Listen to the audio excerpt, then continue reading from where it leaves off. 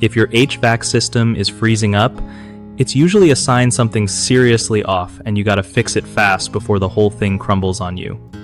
Alright, so first, clean your evaporator coil because dirt and grime can block the air from flowing, making the coil freeze up.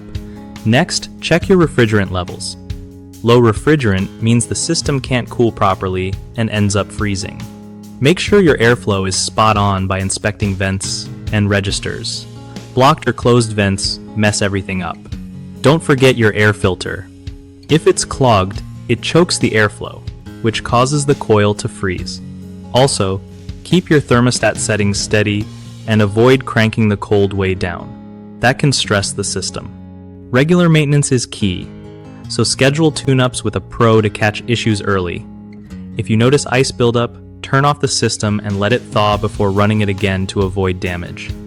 Lastly, seal any leaks in ductwork to keep air flowing smoothly where it's supposed to.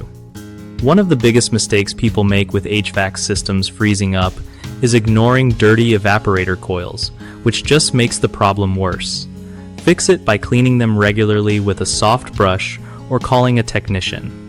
Another common issue is running the system with low refrigerant levels that not only causes freezing but also hurts efficiency. Get a professional to check and recharge refrigerant safely. The third mistake is neglecting airflow by keeping vents closed or forgetting to change the air filter, which chokes the system and leads to freezing.